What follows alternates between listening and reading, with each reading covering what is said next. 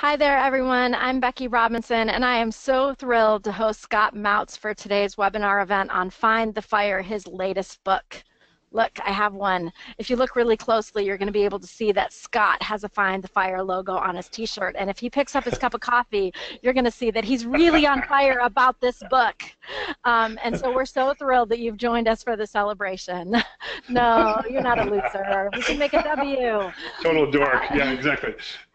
So as we get started today, I want to let all of you know about a few technical considerations. You may notice that we are recording this session. That means that after the session, when we send you the link to the recording, you can share this recording with anyone you like, your friends, your family, anyone who needs to get that renewed passion around their work. And we hope that you will choose to share this recording with them.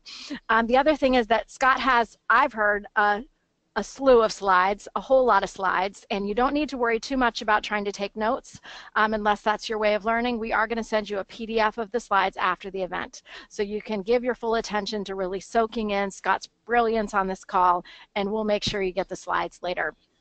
Speaking of brilliance, if you're a good multitasker, we would invite you to join our conversation on Twitter today using the hashtag #FindTheFire. So if you have any comments, if you hear Scott deliver those perfect one-liners that you don't want to soon forget, I hope that you'll take a moment and pop on over to Twitter and create some buzz for Scott and his work through that online conversation.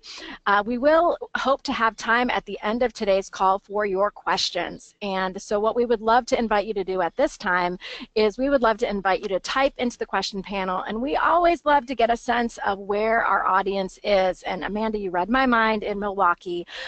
So go ahead and take a moment and tell us where you're calling in from so I can brag to Scott about the diversity of this audience. We've got folks in Arizona, Michigan, New Jersey, Germany, Minnesota, Eugene, maybe Oregon, Dallas, Mason, Ohio, from your backyard, Scott, Charlotte, North Carolina, Indiana, Philadelphia, Tennessee, Montana, some folks in Pennsylvania, somebody who was on a call with me yesterday. We have a caller in Istanbul, one in Pensacola, Florida, California, Baton Rouge, Virginia.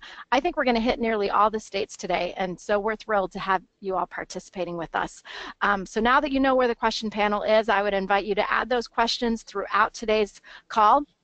And then at the end of the call, provided that Scott wraps this up within our allotted time, we'll get back on and we'll address your questions. For those of you who have participated with us before, you might know that we like to do what we call the after party. And so in the event that you have more than an hour to invest with us today, we will stay on the line after the hour is complete. And if you'd like to open up your microphone, you can go ahead and get ready for that, and you can talk directly to Scott yourself. Welcome to our caller from Australia. It must be the middle of the night there, so thank you so much for being with us. I want to take a quick moment to introduce Scott before I disappear for the duration of his presentation. Scott and I met, I think, initially on social media back when Scott was an executive at Procter & Gamble. So he's a corporate veteran who ran several of Procter & Gamble's largest multi-billion-dollar businesses, including their single largest, which is a $3 billion division. So Scott brings this unique perspective of having really lived in the trenches of organizations at a high level. Additionally, Scott is a dedicated researcher, and he teaches at Indiana University. And so as he writes his books and shares ideas, he's not only bringing his own opinions and ideas and stories, which I know he has, but he's also bringing tested research. And so that's one thing about Scott that really stands out and is different. So since Scott left Procter & Gamble, he's been building his business, Profound Performance, and he does keynotes and workshops and coaching and has an online training company that will help you work, lead, and live fulfilled. So that's an amazing mission. I also know that Scott lives in the Cincinnati, Ohio area, and with his wife and his daughter. So Scott, welcome. We're so thrilled to have you today.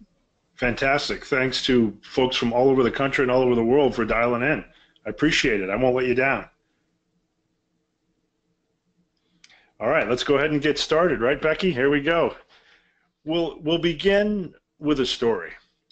543.7 miles. That's the distance between Melbourne and Sydney, Australia. Frankly, a distance that would tucker me out just to drive it. But when you include the fact that it's populated with a vast expanse of undulating hills, it makes it even more impressive that it's also the distance of what's known as the Westfield Run, ultra marathon that has been dubbed by many as the world's most grueling athletic competition. Now, if you were there on race day in April 27th, 1983, you would have seen a bunch of individuals that looked probably something like this. A bunch of 20-somethings with something to prove to the world, dressed in the latest Adidas garb and the latest Nike shoe running technology. If you were there on that day, you also would have seen near the registration table a local farmer who was dressed in overalls that were torn and spackled with mud, with rain boots on that were this high, that went all the way up to his knee, that appeared to be registering for the race. Now, the local media also picked up on this and thought for sure this must be a media stunt. Surely this local farmer wasn't going to run this race in his rain boots. When they approached him, they found out that this man by the name of Cliff Young, well, in fact, he did intend to run the race. He explained to the media that he has a farm nearby of over 2,000 acres that his family owns. And unfortunately, his family is too poor to afford a tractor so that he could actually corral sheep on a tractor. He had to do it by foot. So this sheep and potato farmer was used to traversing 2,000 acres over and over again in an attempt to corral sheep. So yes, in fact, dear media, he intended to run this race.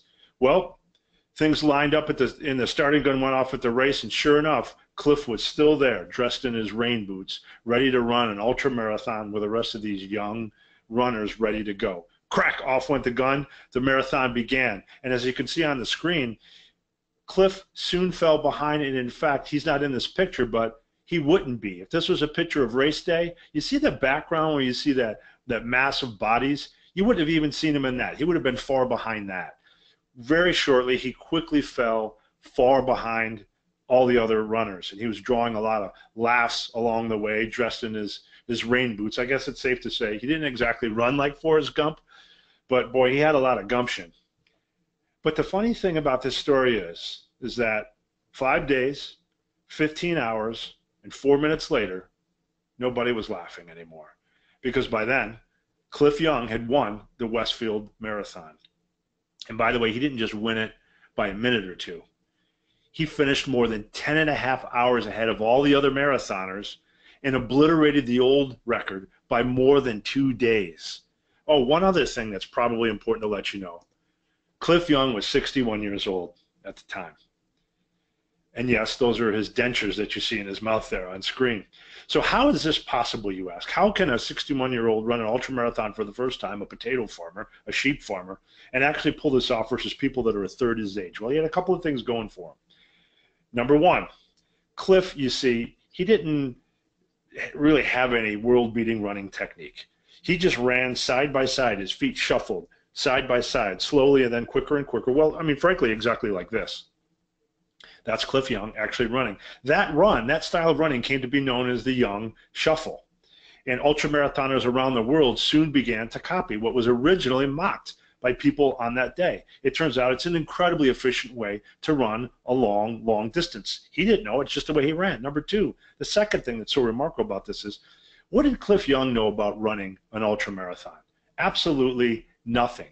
He showed up on race day not knowing anything, no predispositions, and then just did his thing. And what was interesting about this is that nobody told Cliff that ultramarathoners run for 18 hours straight, and then they sleep for 6 hours. What did he know?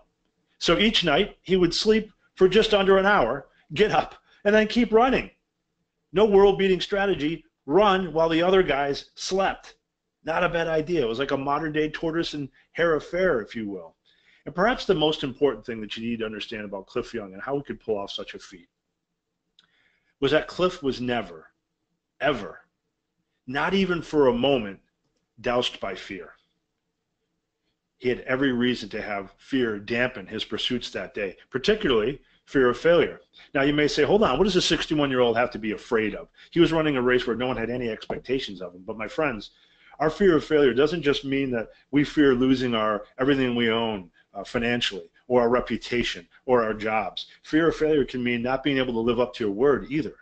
Cliff was poor. He didn't have a lot, but what he did have was his word, and his word meant everything to him. As the race wore on, the country of Australia was becoming engrossed and gripped by the race and what he was pulling off. And questions were flying in from around the universe, and the media was running alongside Cliff asking him questions. One of them was, why are you doing what you're doing? Why Why are you so filled to complete this? And Cliff just kept responding over and over again. I must finish what I started. I must finish what I started. It turns out that was his most non-negotiable value. And despite the fact that he could have not been able to live up to that, he ran on without a fear of failure, not being able to live up to the very thing that held his integrity together. He certainly didn't suffer from a fear of criticism. As I said, people were dialing in to the media during the race and begging race officials to get him to stop, saying that Cliff was making a mockery of the sport and that while he was holding strong in the first few days of the race, any minute now surely he would drop dead. What 61-year-old can pull this race off? All that criticism was fed into Cliff, but still he kept on running, not a victim of fear of criticism. And he certainly wasn't a victim of a fear of change. Cliff became a national hero after the race. His life couldn't have changed more wholesale if he had tried. He didn't want any of it, right? And yet he embraced the fact that he was being held up as a national hero and kept running marathons for charity, for homeless children, all the way up until he was 79 years old. Fear in no way, shape, or form got in the way of Cliff Young. And my friends, the truth is, we all have some of that Cliff Young spirit inside of us, that force that drove him intensely, a force that we all can harness, a force that sets fear aside as if it was a complete non-issue, the greatest force in the world. I'm talking about inspiration. You see, inspiration is behind many of our greatest athletic feats, and frankly, it's behind many of our greatest accomplishments, period. Inspiration in and of itself has built jaw-dropping buildings and tore down oppressive walls.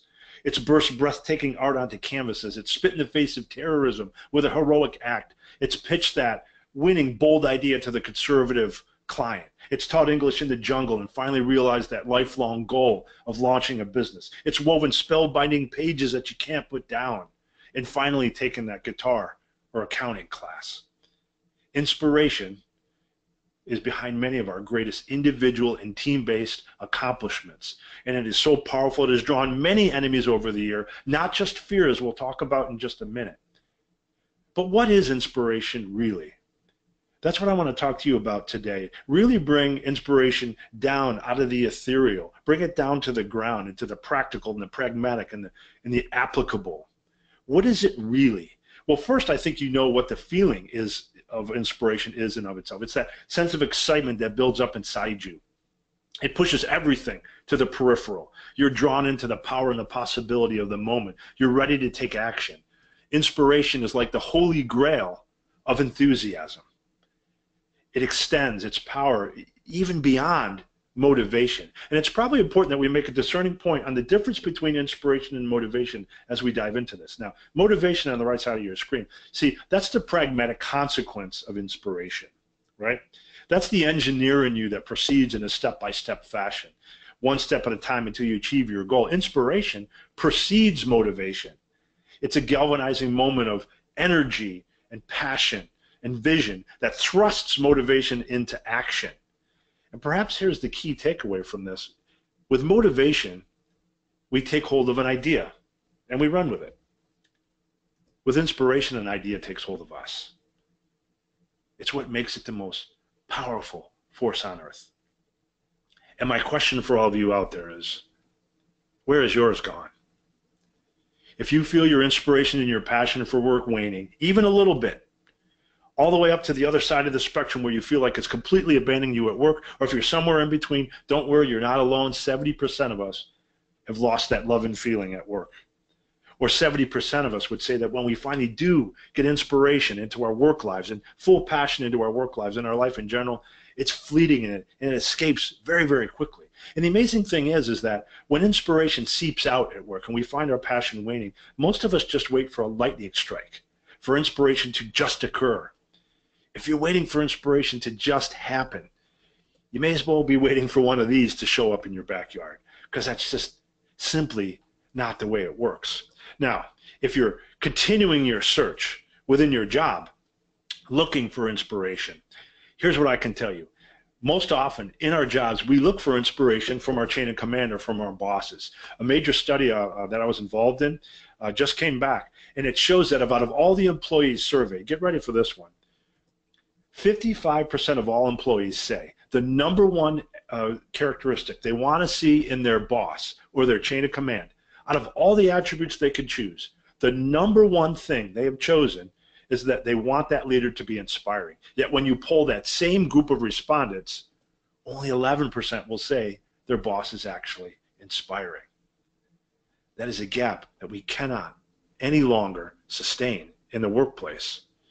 Now, here's the next part of the problem. The leaders in that mix, they're not exactly self-aware of the problem either. When you ask a leader to rate themselves on how inspirational they think they are, invariably they'll give themselves, as the data would show, about a 7 out of 10 for being inspirational, while the employees of those leaders would say less than 4 out of 10 for that same employee. Again, a gap in awareness and a reality check exists here. Now, I understand that most, I guess the typical accounts of inspiration would tell you that you can't ignite your own pilot light. You can't. It's external. You can't self-inspire. It has to come externally is what most believe, right? And most believe that you have to be incredibly patient, that inspiration is a mysterious, fickle force over which we have no control. You just have to wait for it to show up because it's so mysterious. It's meant for those that climb into the mountains of Tibet to visit a monk. And while I will grant you that inspiration in and of itself can be mysterious. Frankly, early accounts linked inspiration to madness. Some accounts linked inspiration to the unconscious mind, and still others to the supernatural.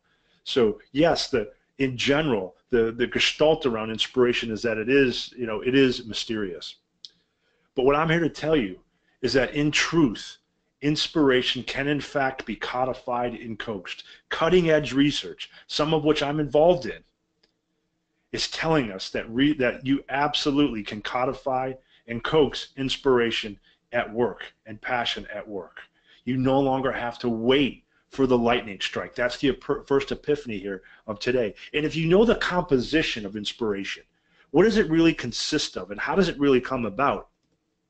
If you know that composition, you can create the conditions where inspiration is much more likely to occur. I can show you how, and I'm going to give you a little flavor of that right now. Now, the first thing you have to ask yourselves is, well, what inspires us? And the research shows that that's what 80% of us tend to do. When we're feeling our inspiration and passion at work waning, what we'll do is ask ourselves the question, what inspires me? Now, the answer, of course, is as different as the person you're asking it. It could be an astonishing sunset, a well-crafted quote, an inspiring boss. It could be any one of those things. But the problem is, when we ask ourselves, what inspires me? It's clearly not producing a good enough, actionable enough answer based on the data that's showing how many of us are still uninspired at work. We're missing something. We must dig deeper. We have to look at the anatomy of inspiration itself. And that's what we're going to do briefly right now. As it turns out, cutting-edge research on inspiration will tell you there are 3 components to inspiration. This is critical to understand if you want to be able to produce it, which I'm going to help you do that in your work and in your life. 3 factors, 3 characteristics defining about inspiration. Number 1, okay, inspiration often has to be evoked by something, by a sunset, by a great quote, by an act of heroism, right? Inspiration, the second characteristic, is it can also come from within. Usually when we become aware of better possibilities, new ideas, new insights. There's a reason why insights don't happen that often, right? It takes inspiration, and when they happen, in that moment, they inspire us. So you might be inspired by a new innovation or a great new challenge might stir you. It comes from within. The third characteristic of inspiration is that it compels us to act. And this may be the most important characteristic because lots of things can motivate us. Lots of things can bring us to the brink of inspiration. It's what you do with that feeling that really matters. So here you have the first 3 characteristics. Now here's the problem. It's one thing to know these. It's another thing to put them into place so they can actually begin to work hard for you. And as it turns out, there's major barriers in the way of each of these characteristics. Let me explain. The problem with being evoked by something to become inspired is by definition it's passive, right? You're waiting for a boss to inspire you. It's passive. The problem with inspiration that comes from within is it can be elusive. You're waiting to be inspired by that amazing idea, that new interest, that new possibility that you become aware of. It's elusive. And the problem with being compelled to act on inspiration is even if you're compelled to act, it may still get repressed.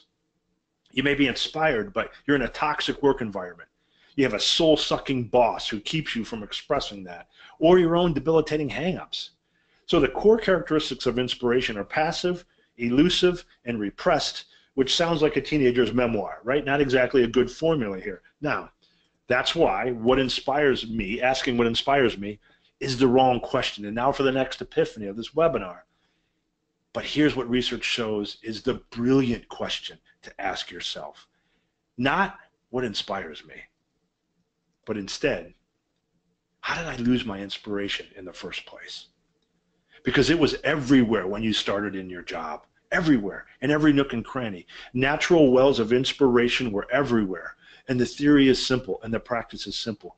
Go back to those wells and re-tap them once again, rather than trying to create new wells of inspiration out of the air, which is much, much more difficult to do. And when you ask yourself, how did I lose my inspiration in the first place? It reveals the root causes of what's draining your inspiration from you each and every day in your work and in your life. And when you know those root causes, you can address them again and tap into those natural well springs of inspiration that are waiting for you. Now, how to do this? To set up the forces that drain our inspiration, we turn to Greek mythology, where therein we learn the most commonly understood and known explanation of inspiration.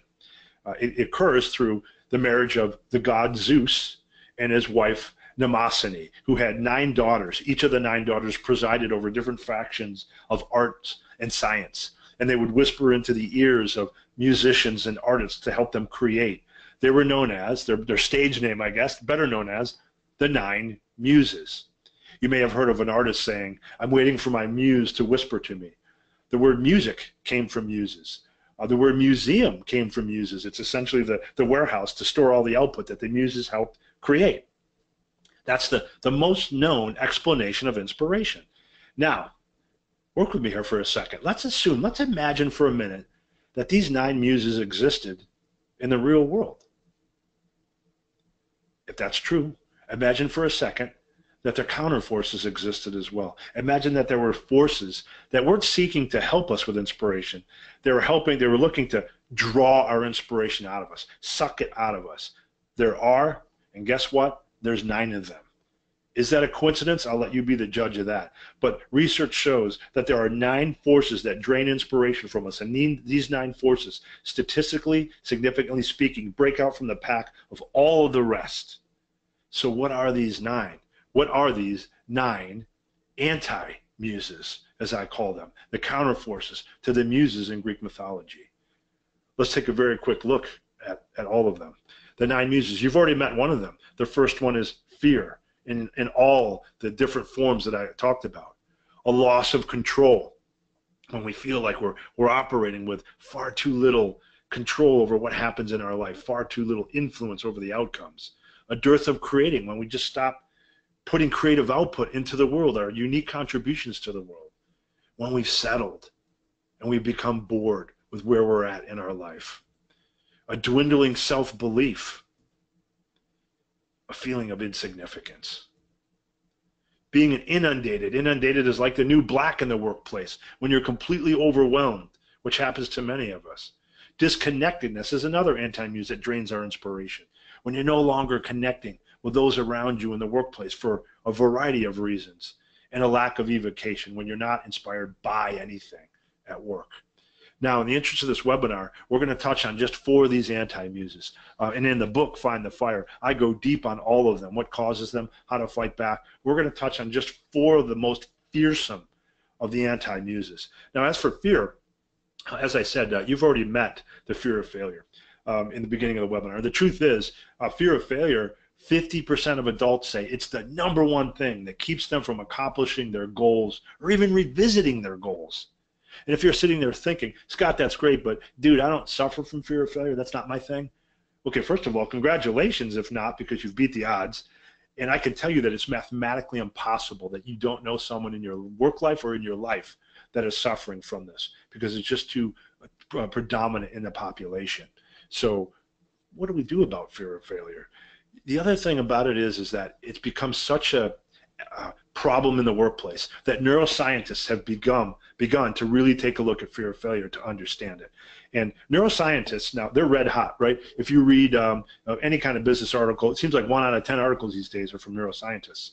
And neuroscientists, they argue a lot because there's still so much that we don't know about the human brain, right? Who's really right?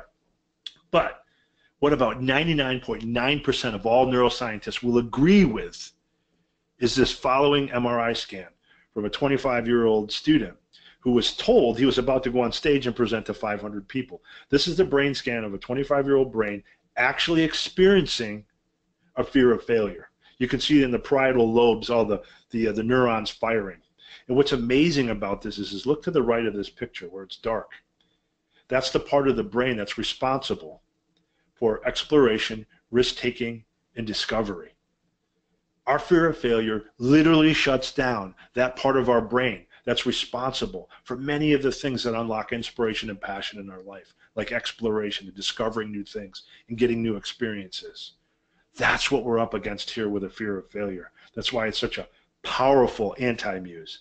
Now, here's the thing, gang. You have to understand that fear of failure, it engages our brain in the wrong conversation. The wrong conversation.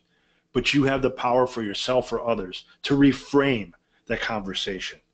I go a lot of this into the book. Let me touch on just a little bit of what I mean. Here's how you can reframe fear of failure. For example, what if I were to tell you there's only 3 ways that you can actually fail? When you quit, when you don't improve, or when you never try. Can you imagine the power if you really believe this? What if I were to tell you that your fear is not there to scare you? It's there to tell you that something is worth it.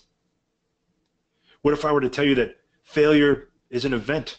It's not a person. I can't tell you how many times I've coached people one-on-one in my business, and they're convinced that their recent failure is a harbinger of future things to come, that failure has defined who they are, and that is simply not the case. Failure is merely an event. What if I were to tell you that fear could stand for 2 things in your life? It can have 2 acronyms, and 2 acronyms only. You pick the one you want. Fear could stand for forget everything and run. Or fear can stand for face everything and rise. What if I were to tell you that failure doesn't happen to you, it happens for you? Something you simply must believe to overcome a fear of failure. And just like that, we reframed fear of failure a half dozen ways in about 2 minutes. You can do the same for yourself or someone else who needs it. Let's move on to the next couple of anti-muses that we'll cover in this webinar, and they're related. So I put them together. Loss of control and dwindling self-belief. Loss of control, of course, is that feeling that you're just not operating with enough influence in the outcomes in your life. And dwindling self-belief is exactly what it sounds like. You're operating from a powered-down state of kind of compromised inner strength. Now, what you have to understand about this, about the interrelationship between these 2 things, is the complexity of the relationship between us and our personal power. It's a really complex relationship that I've tried to boil down very simply into this chart here, right? You are on the left, your personal power is on the right. And psychology teaches us that each and every day, in small ways and big, whether or not we realize it, most often subconsciously, we do things to give away our power. We can also do things to take back our personal power. And when we do so, it unlocks inspiration and a sense of full passion. We can even do things that emit power. For this webinar, we're briefly going to touch on how we give away and how we take back our power. So let's go ahead and dive into how we give away. And there's so many ways to do it, but I'm going to pick 2 to share with you today, 2 of the ones that I cover in the book. And these are 2 that psychologists actually refer to as the big 2, because they're the 2 most common and the 2 most caustic ways we give away our power. The first is when we engage in disempowering inner monologue. When we begin to tell ourselves and ask ourselves questions like, why can't I get my act together? Why do I stink? Why did she get the promotion instead of me? Why am I falling so far behind everybody else? When am I going to learn? On and on. You know the drill here. It's almost like we can't give away our power fast enough when we engage in this kind of monologue with ourselves and And sometimes it happens and we don't even realize it's happening. We're just engaged in it. So why do we do this? Why do we do this? For this book, I enlisted the help of just a fantastic hypnotherapist by the name of Lisa Zacchio, who has a big practice. And here's how she helped me understand this. Why do we do this? Think of the human brain as an iceberg, and you've probably heard this metaphor before, right? You know the tip of the iceberg analogy, right? Up at the top of this slide here, the tip of the iceberg, that's the conscious mind, right? That's the 10% of our brain that we're all aware of, the 10% of the brain that it's out there every day. You know everything that's going on with it. The 90% below the water, well, that's the subconscious mind. And that, frankly, is where hypnotherapists live. They dig deep into the things, the things you fear, your hopes, your dreams, your aspirations, things that only you know. Probably you and Amazon.com, because they know everything else about us by now, but you get the point. It's deep into the psyche. And what Lisa told me was that she has a wide variety of clients. She treats people, she's a hypnotherapist that treats people for overeating, drinking. They can't stop their marital affairs. They're extremely depressed because they didn't get that promotion, on and on and on, regardless of the ailment. And she treats hundreds of ailments. Here's the fascinating part. No matter what the ailment is, the root cause, when she digs deep into the psyche, deep into the subconscious, is always the same in one shape or form. People believe this. They're simply not good enough. Sound familiar? Even if you're not always consciously asking yourself that. And what's crazy about this is my hypnotherapist friend tells me that in 100% of the cases, it's born out of a belief, out of a misperception, some slight taken the wrong way, some personal experience that someone really read into and beat themselves and berated themselves over. And maybe even more importantly, this belief that I'm not good enough is born out of how we perceive our differences relative to other human beings. And unfortunately, this applies. We think our differences make us lesser than, but they make us greater than. Look, I wish I had a dime for every time I berated myself for my differences. A dime for every time that I felt lesser than in comparison to.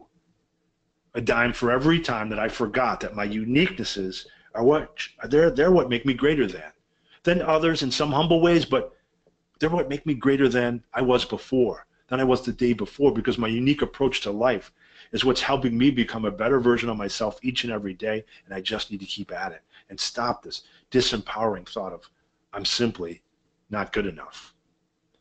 That's the first way we give away our power. And by the way, not to leave you hanging, my hypnotherapist friend says the most powerful way you can address this is simply to be very intentional. If you tend to do this a lot, of catching yourself when you're getting into that mode, let that internal alarm system go off, then simply pause and start to talk to yourself like you would a friend in need. If a friend came to you, you wouldn't say to them, why didn't you get that promotion? Why are you such a loser? Why do you stink? Of course you wouldn't do that. So why would you talk that way to yourself? That's the first most caustic and common way we give away our power. The second way that I'm going to cover in the webinar today has to do with perseverance. And I'm going to share with you a fascinating study to set this up. Researchers at the University of Toronto conducted a study where they invited two groups of people to their research facility. 400 people, I believe it was, 400, 450, something like that. They invited them to their research facility. And they were all dieters, people on a diet. They asked them to show up at the facility at noon, having not eaten lunch yet. So when they showed up, all the respondents, they all got a slice of pizza. And they were all led to believe, okay, here, it's lunchtime, eat your pizza. And what's devious about this is that one of the two groups was told that their slice of pizza was much larger than the other group's slice of pizza, in an attempt to get that group to believe that they had blown their dieting goals for the day. Now, at that point, all the respondents were given a plate of cookies, and they were asked to rate the quality of those cookies. Now, in truth, deviously enough, those researchers could care less about the respondents' actual rating of the cookies. Right? Like they cared about that about as much as my daughter cares about what I have to say about what she's wearing when she goes out the door, right? Which is to say, not at all. What they really cared about was the number of cookies each respondent ate, just like your judgy sister-in-law. They were watching for that. And what happened was fascinating. They learned that the group that believed they'd blown their dieting goals for the day ate 50% more cookies than the other group. The study showed the human tendency we all have inside of us to throw in the towel when we miss an interim goal of something that's important to us, rather than institute a mindset of acceptance and recovery. Or to put it in the parlance of the Anti-Muses, when falling short, we abandon ship, right? Raise your hand if you've ever done that, right? If I had another hand, I'd raise that too. We've all been there. You know, I've certainly been there. So what do? Well, of course, you don't do that. That's obvious. But psychologists teach us that one of the most important things you can do is simply tell yourself, look, in those moments when you take a step backwards, remember all the progress you made that moved you forward cannot be discounted. That one small misstep that you took didn't bring you all the way back to the beginning. Your forward progress way outweighs the step back that you took, and you just have to remember and keep it all in perspective. I interviewed a CEO of an innovation enhancement company for this book. What he and his company does is pretty cool. They go into companies and they help pump up the innovation pipeline. And what this CEO tells me is the one discerning difference between those organizations that come out with a robust, healthy pipeline of innovation versus the ones that don't is the ones that win in this space, they just keep going. They don't stop when they hit a barrier. I thought he was going to tell me, oh no, the difference is how much they spend on resourcing. Do they have the alignment of the CEO? No, they just keep going. It's so important that you do the same and that you don't abandon ship or you give away your power. So we've been talking about giving away power. Let's talk a couple of ways you can take back power now, besides just reversing what I just talked about. The first way is to get off others' agenda and on to your own. Now, here's what I mean by this. I don't mean be insidious, don't be insubordinate, don't be selfish. That's not what I'm saying. What I'm saying is do the work and do good work that is meaningful to you and meaningful to your company, and stop doing all the other stuff that you're getting sucked into in your life. And believe me, I know. I worked at a massive company. I know how this works.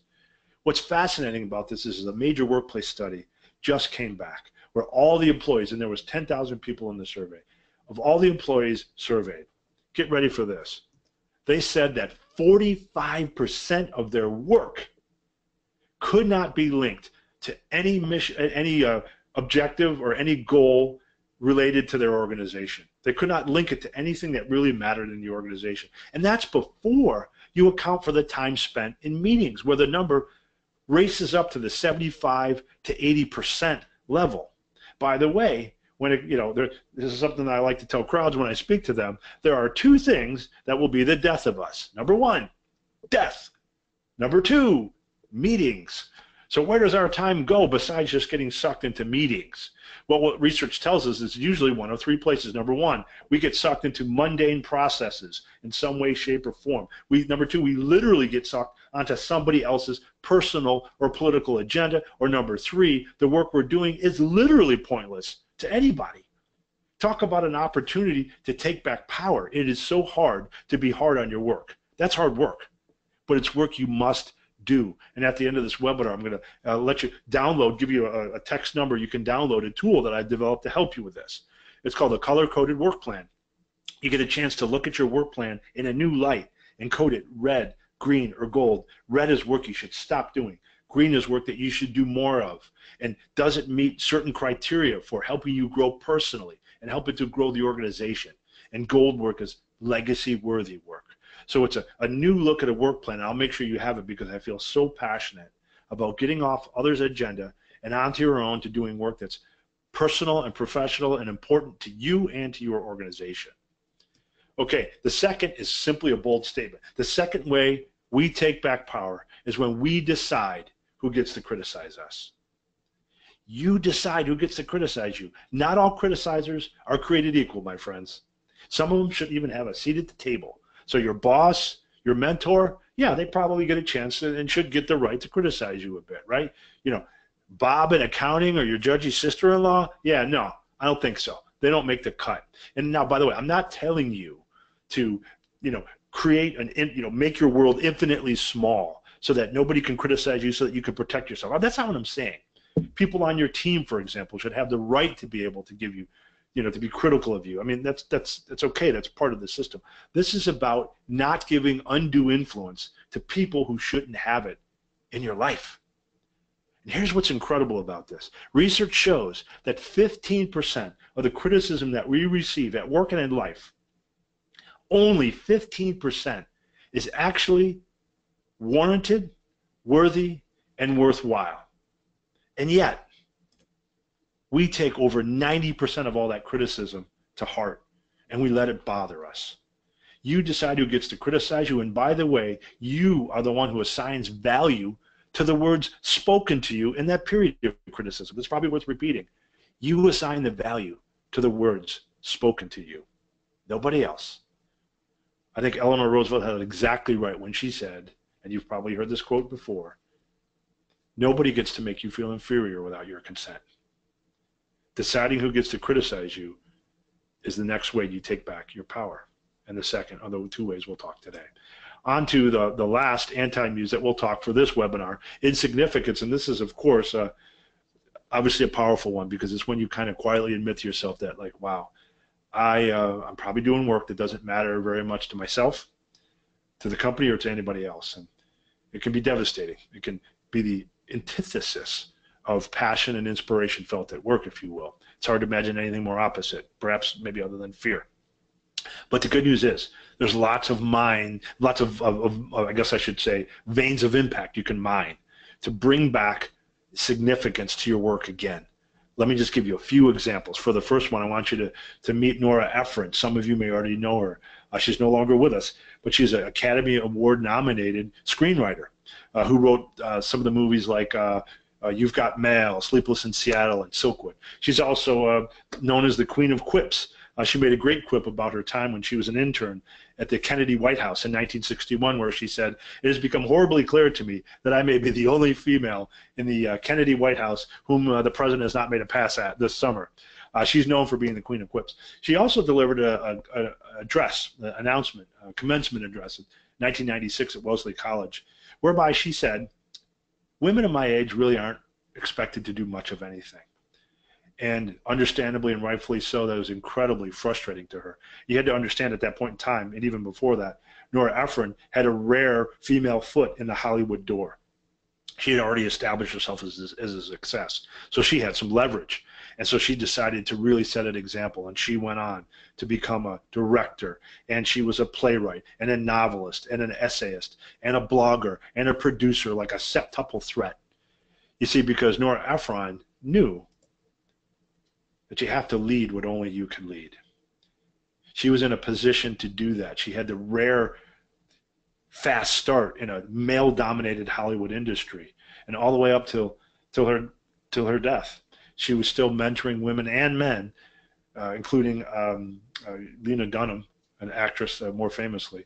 And she truly believed that you have to lead what only you can lead. And if you believe that too, if you ask yourself that question, what can only you lead? And then if you go lead it, I can promise you inspiration and passion can return. Let this story inspire you as well. For the second example, this is Dana Vollmer. Dana is an Olympic swimmer. She brought much more significance into her work when she had a baby. That's her and her son Arlen. Now, what's amazing enough is, that's cool enough accomplishment right there. But after having her son Arlen, as you see there in that slide, only 17 months later, she went on to not only compete in the Rio Olympics, but she won gold, becoming the first swim mom in the United States to ever win gold, as well as a silver and a bronze, by the way. 17 months after giving birth. For perspective, it takes me 17 months to put the garden hose away. That's a pretty amazing accomplishment. So I had a chance to interview her for the book, and I asked her, what in God's green earth drove you to pull off such an amazing accomplishment? And she told me it was this hashtag right here that she shared it and went quite viral. This was her mission, all summed up in a hashtag Mama on a Mission. Some of you may be familiar with this. And when I asked her about it, she said it's very simple. This is what drove her each and every day. This is what brought significance to her profession, to her work. She wanted to prove, her mission was to prove that moms are more amazing than you could ever imagine. They can accomplish more than you ever thought possible, and boy, did she ever prove it. Her purpose was to live this Mama on a Mission mantra. That was the legacy she wanted to leave behind. She was clear on that mission, and it brought significance to her work. And I think it begs an obvious question for all of you out there. What is your mission? What's your purpose? Why are you at work? For what higher order reason? What are you trying to serve? Who are you serving with the work that you do? Why are you spending so many hours away from your loved ones on that job? For what higher order reason? It can't be to just sell more widgets than you did last year or whatever it is you happen to do for a living. What is the legacy you want to leave behind? And we so rarely get a chance to ask ourselves that. In the job you're in right now, what is the legacy you want to leave behind? What's your purpose? What's your legacy? What's your mission? If you can take time to define that, it brings incredible significance back to work, something that research shows so few of us take the time to do. So those are the 9 anti-muses. I got a chance to touch on 4 of them for you. This is what happened to your inspiration at work and maybe even in life. And now remember, you have the ability to create the conditions, absolutely to create the conditions that will make inspiration and passion much more likely to return to your work and to your life. You have the power to do that. You don't have to wait for the lightning strike. It has been codified and coaxed, and I've done that in the book. And if you want to learn more about that book, you can go to scottmautz.com. Becky's going to come back on the line and tell you about a link that you can buy it on Amazon as well. I'm very proud of this book. I think you'll find it's imbued with some of my humor that you've seen, so it's not a dry read like many business books. I'm getting tremendous feedback early on. I think that you'll really, really enjoy it. But more importantly, on to the free stuff. This is my last slide. Take a picture of this slide or pull out your phones now, however you want to do it. If you text 44222 and then put in, right to that number, put in a cap letters, ignition, you'll get the key slides to this, and I think Becky's also going to make them available to you in a link. She'll come online in just a second. If you also going to get a tip sheet, and what I did was I took all the 9 anti-muses and I said, look, if there was one thing that I would do for each anti-muse, one thing, what would that one thing be? And I put it into a tip sheet for you in hopes that would serve you. You'll also get that tool that I talked about that you can download, a way to take a look at your work plan in a new light so you can get onto your own agenda and off of others' agendas. And if you decide to buy the book, which of course I would appreciate, I want to get this help into more people's hands because I know it can serve. You'll also get a free workbook. We all know the research that shows that when you write something down, how much that helps us in our retention of key concepts and new ideas. So that's my comments for the webinar at this point, Becky. If you wanted to come back online, and I'm happy to take questions and go anywhere you wanted to go. I am here, actually. I've been here for a few moments, and so what we want to do at this point is invite you to type your questions into the question panel, and I'll give you a moment to do that. Anything as a result of listening to Scott's presentation today that you'd like to hear more about, we invite you to share those questions now. I'm curious, Scott, which of the 9 anti-muses affects you the most? Great question. For me, I think it was getting past my fear of failure. It kept me, I loved my job at Procter & Gamble. I loved running massive businesses. I really did. And, I was planning forever, Becky, to do exactly what I'm doing. I wrote my first book, actually, Make It Matter, while I was still at Procter & Gamble. And I fell in love with the process of writing, and I fell in love with the process of speaking. I kept getting asked to speak over and over to larger and larger groups within P&G and then outside of P&G. And I realized, my gosh, I think I could do this for a living. And I want to do this for a living because I could broaden my platform for making a difference that way. But boy, I'll tell you, that fear of failure bug just kept whispering at me. And even a year later, I've done it, and if I may humbly say, the business is just rocking and rolling. The book is off. My first book was a bestseller. This book is heading that way.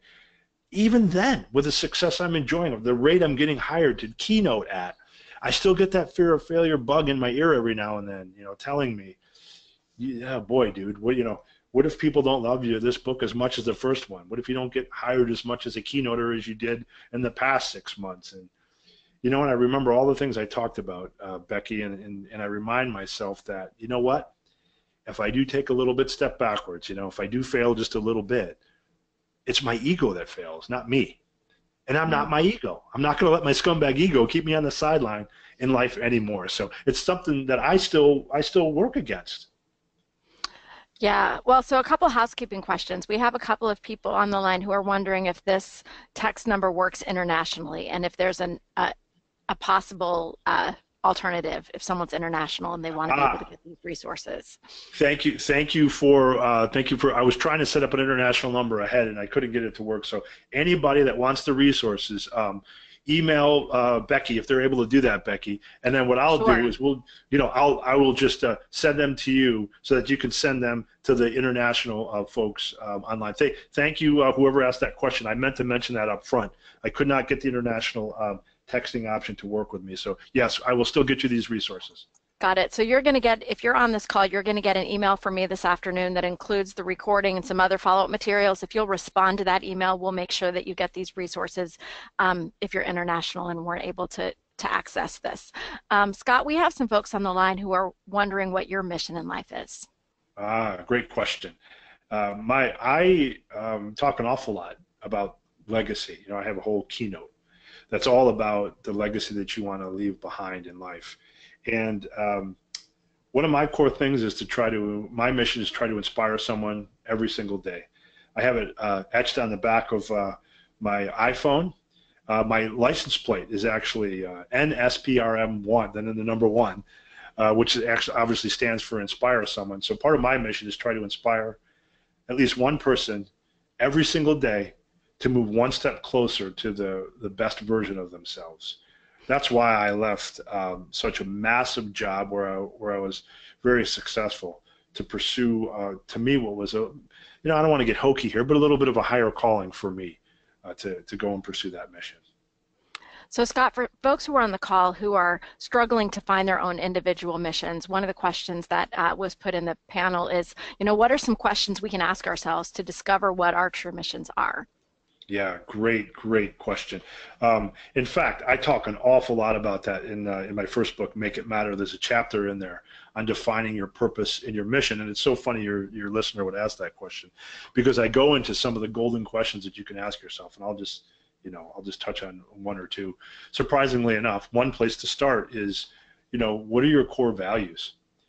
Some of the most meaning-rich purposes that sustain over time and life missions that we create come directly out of our values and our most closely held values. I teach a class on legacy and purpose and mission, and by far, probably the richest question is when people can write down your one or two non-negotiable values.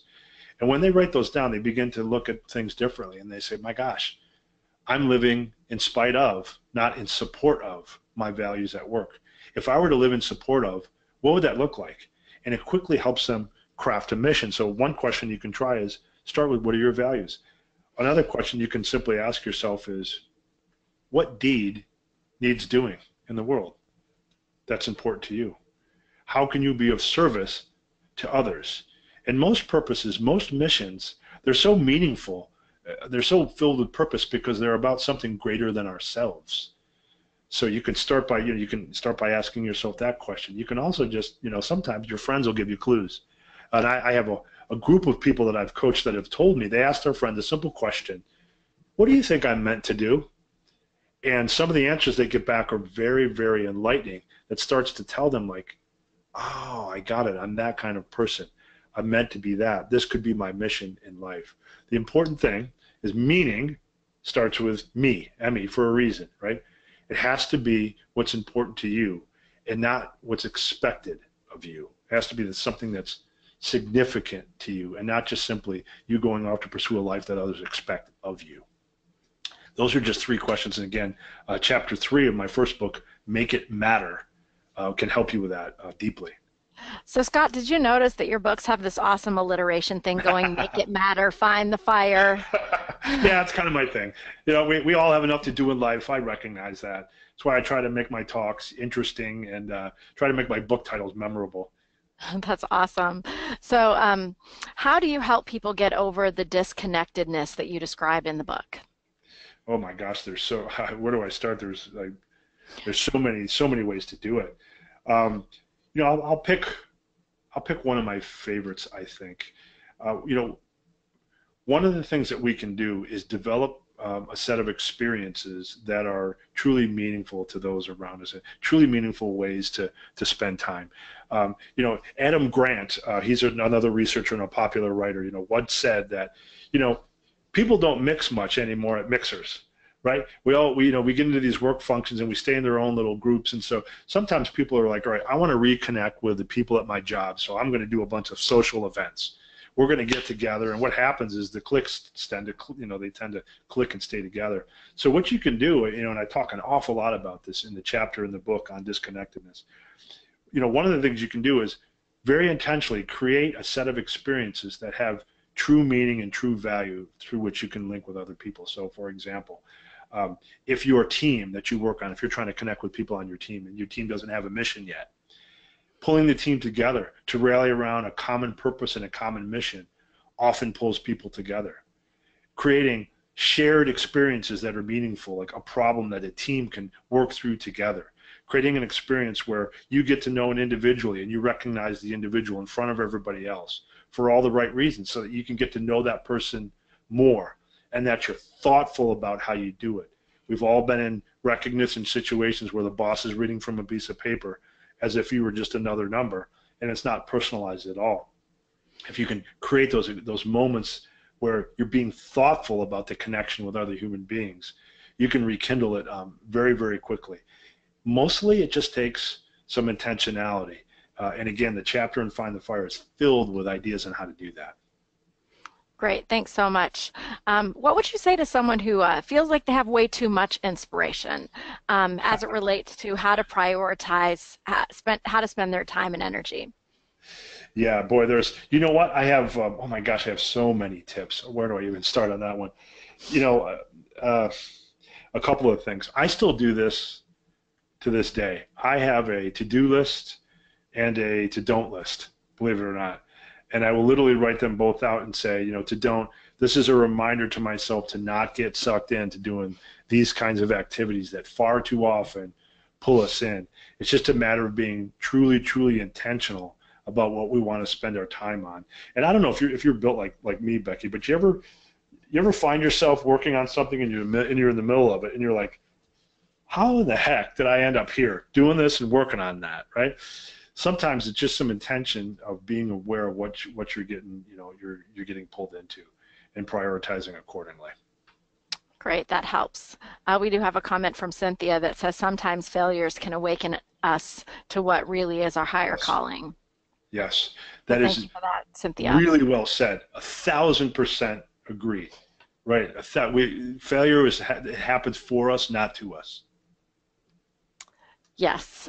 You know, I was hoping that everyone was really leaning into some of the inspiration you were sharing. I was personally really touched by your reminder to us that we are enough. We are. It's so easy to forget that. It's so easy to forget that, and I'm no better than anybody else on that front. But we are equipped to be everything that we need to have a fulfilled and happy life. Well, it looks like we've come to the end of our hour together. I want to thank you, Scott, so much for investing this time and for sharing so many deep and great insights from your latest book, Find the Fire, which is available on Amazon, and we'll be getting out the recording in case you want to share it with others later, or we'll also be sharing some other follow-up with our listeners later. At this point, I'm going to conclude the formal part of our presentation. For those of you who want to stay around after, we are certainly willing to do that. But Scott, thank you so much. Thank you to everybody. And for the after party, I'm going to disappear from the screen for a second to get my plug. I forgot to plug in my